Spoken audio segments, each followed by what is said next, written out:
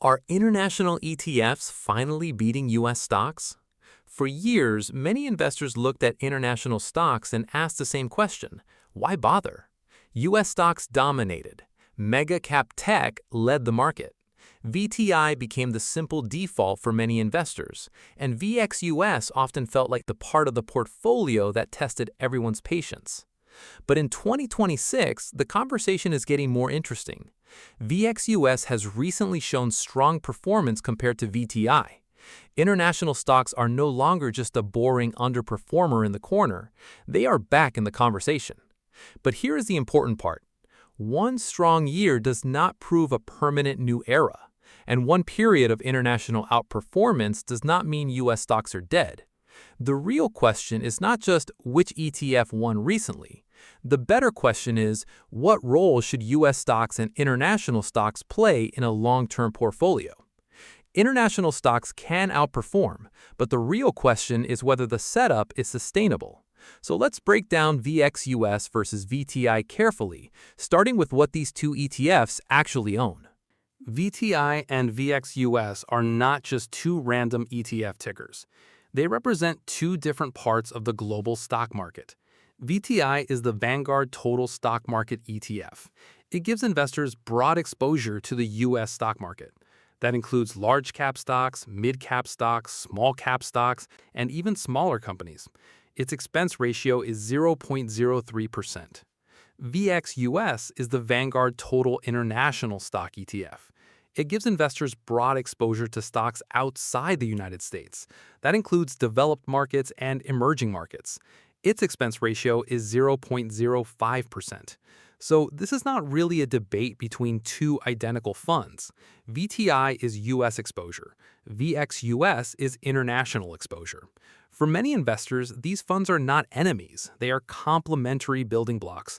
One gives you the American market, the other gives you the rest of the world. VTI and VXUS are not just two tickers. They are two different parts of the global stock market. Now that we know what they are, let's look at what changed in 2026. The reason this discussion matters in 2026 is that international stocks have become competitive again.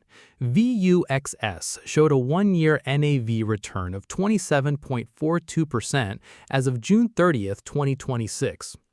VTI showed a one-year NAV return of 23.16% on the same date. That means VXUS was ahead over that one-year period. On a year-to-date basis, the comparison was much closer. VXUS showed an 11.55% YTD return as of July 13, 2026. VTI showed an 11.36% YTD return as of July 14, 2026. Those dates are not exactly the same, so we should not overstate the precision of that comparison. But the direction is clear. International stocks are competitive again. That does not mean the U.S. market is finished. It does not mean investors should suddenly sell everything and move overseas. It means the old assumption that U.S. stocks always win is being challenged. The story is not that the U.S. is dead. The story is that international stocks are back in the conversation. To understand why that matters, we need to remember why U.S. stocks dominated for so long. U.S. stocks dominated for many reasons. Mega-cap technology companies became some of the most powerful businesses in the world. U.S. earnings growth was strong. American capital markets were deep, liquid, and trusted. The dollar was strong in many periods, and global investors kept sending capital into U.S. assets. That created a powerful cycle. Strong performance attracted more attention. More attention attracted more capital. More capital pushed U.S. leadership even further. And for many investors, it started to feel obvious. Just own U.S. stocks. Just own VTI. Ignore international. And to be fair, that worked very well for a long time. The problem is that real outperformance can create overconfidence. Investors can start believing that yesterday's winner must always be tomorrow's winner. That is where home country bias enters the picture. U.S. investors feel comfortable owning U.S. stocks because they know the companies, the currency, the economy, and the headlines. But comfort is not the same as diversification. U.S. outperformance was real, but real outperformance can still create overconfidence. Now let's look at why international stocks may finally be improving. There are several reasons international stocks may be improving. The first is valuation. Many non-US markets have traded at lower valuations than the US market. That does not guarantee outperformance, but it can create a better starting point. The second factor is currency. If the US dollar weakens, international returns can look better for American investors. The third factor is global recovery. If earnings outside the US improve, international stocks can attract more attention. Another factor is sector rotation. If investors move away from expensive US megacap growth and into cheaper global opportunities, VXUS can benefit. Dividends can also matter. Many international markets have a stronger income component than investors sometimes realize. And finally, investor rebalancing can help. When a neglected asset class starts performing, capital can begin moving back. But we have to be careful. A better setup does not mean easy money. Currency can reverse. Country risk matters. Geopolitical risk matters. And international stocks can still underperform for long periods. International stocks may have a better setup, but that does not make them risk-free. The strongest long-term argument for VXUS is valuation, so let's go deeper there. Valuation may be the strongest long-term argument for international stocks. When an asset is priced lower, future expected returns may improve. That does not mean the asset must outperform immediately, but it can improve the odds over a longer time horizon. This is where VXUS becomes interesting. U.S. stocks have benefited from strong earnings growth, strong sentiment, and megacap leadership, but that also means expectations can become high. When expectations are high, valuations can become a risk. VXUS gives exposure to markets where valuations may be more reasonable. That can create more room for re-rating if earnings improve, currencies help, or global investors return. But valuation is not a timing tool. Cheap markets can stay cheap. Expensive markets can stay expensive, and investors can wait years for valuation gaps to close. That is why valuation should inform your expectations, but not become a short-term prediction machine. Valuation can improve long-term odds, but it does not tell you what happens next month. And with international ETFs, there is another factor that many investors ignore: currency. Currency matters a lot for VXUS. When a U.S. investor buys international stocks, the return is not just the return of the foreign companies. It is also affected by currency movements. A simple way to think about it is this: VXUS return for a U.S. investor equals foreign stock performance plus the currency effect. If foreign stocks rise and the U.S. dollar weakens, VXUS can get a tailwind. If foreign stocks rise but the dollar strengthens, part of that return can be reduced in dollar terms. That is why currency can make international performance feel confusing. Sometimes the businesses do fine, but the currency hurts returns. Sometimes the currency helps returns even more than investors expect. This is not necessarily good or bad. It is part of the diversification. VTI is mostly tied to the U.S. market and the U.S. dollar. VXUS introduces exposure to other currencies and regions. That can help at times. It can hurt at other times. International returns are not just about foreign stocks. They are also about the dollar. But even with currency risk, VXUS can still play an important role because of diversification. The real reason to own VXUS is not because you know international stocks will beat U.S. stocks next year. Nobody knows that. The real reason is diversification. VXUS gives exposure across countries, currencies, sectors, valuations, economic cycles, and different market leaders. That matters because leadership changes. Sometimes U.S. stocks win. Sometimes international stocks win. Sometimes growth wins. Sometimes value wins. Sometimes the dollar helps. Sometimes the dollar hurts. A portfolio with only VTI is simple and strong, but it is still concentrated in one country. A portfolio with VTI and VXUS owns more of the global stock market. That does not guarantee higher returns, but it reduces the need to bet everything on one country continuing to dominate forever. That is the key difference. The point of VXUS is not to know the future. It is to stop betting everything on one country. But diversification also has a cost, and investors need to be honest about that. VXUS can help diversify a portfolio, but it can also test your patience for years. That is the risk of going too international. International stocks can underperform for long periods. Currency can reverse. Geopolitical risk can matter. Governance risk can matter.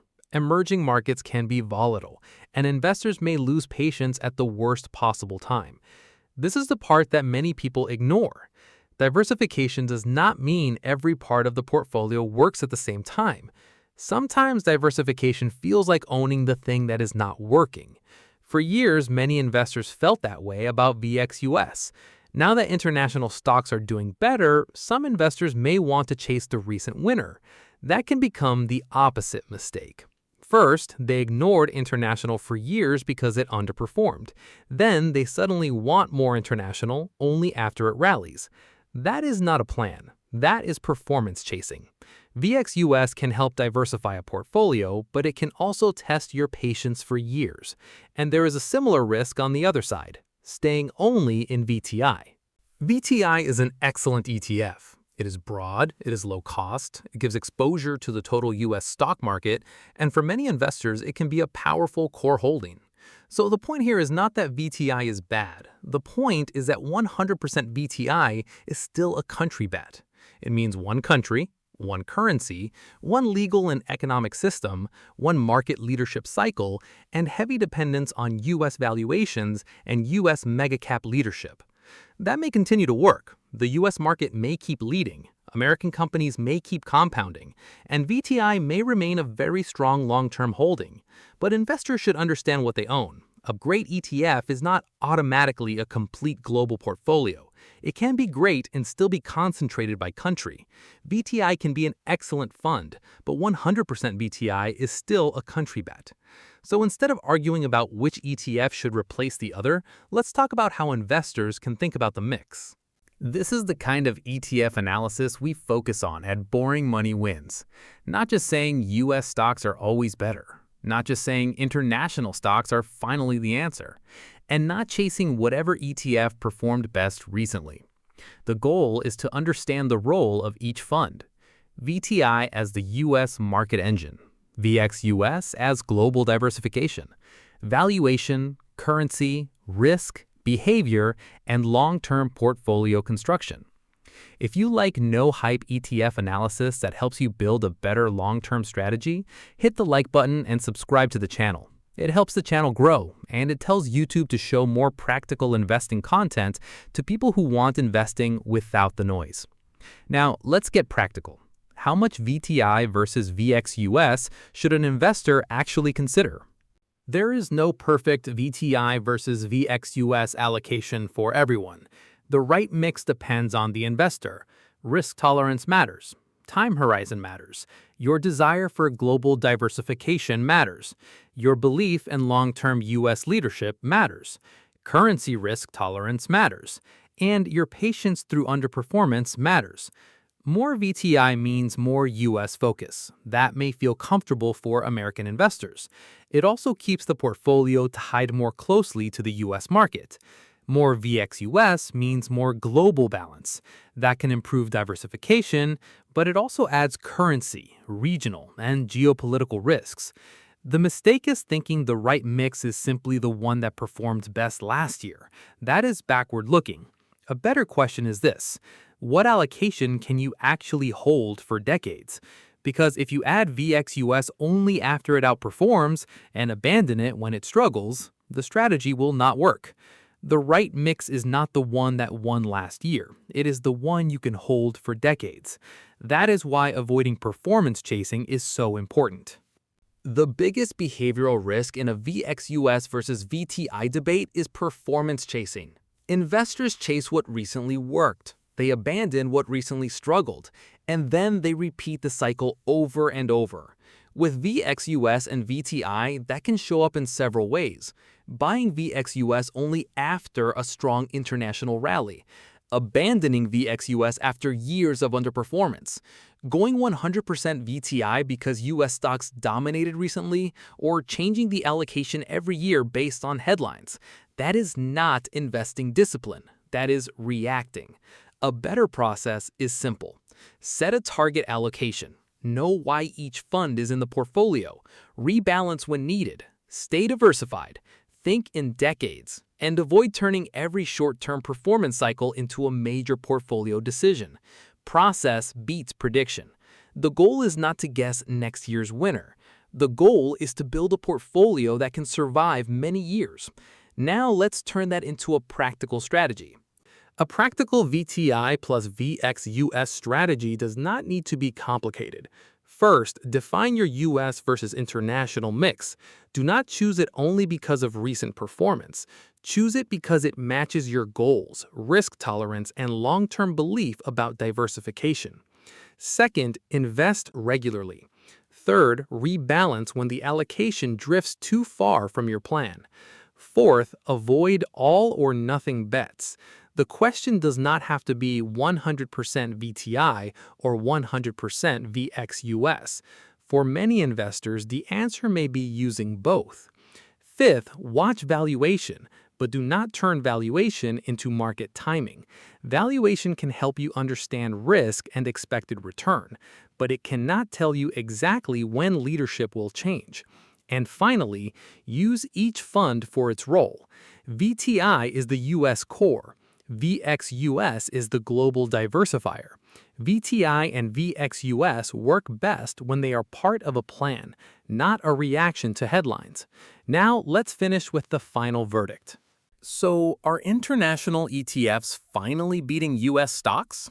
Recently, VXUS has been competitive with VTI, and over the one-year period we looked at, VXUS was ahead. That matters. It shows international stocks are back in the conversation, but it does not mean investors should declare the US market dead. And it does not mean investors should blindly chase international stocks after a strong period. The balanced answer is this. VTI remains a powerful US market engine. It is broad, low cost, and simple. VXUS adds global diversification. It can benefit from valuation differences, currency shifts, and international market leadership. But it also brings currency risk, geopolitical risk, and the possibility of long underperformance. The best answer for many long-term investors is not prediction, it is discipline. Use both with a plan. Rebalance, understand the risks, avoid chasing recent winners, and build a portfolio you can actually hold when leadership changes. The best portfolio is not the one that predicts the next winner. It is the one you can hold when leadership changes. And boring money usually wins, because boring money usually survives.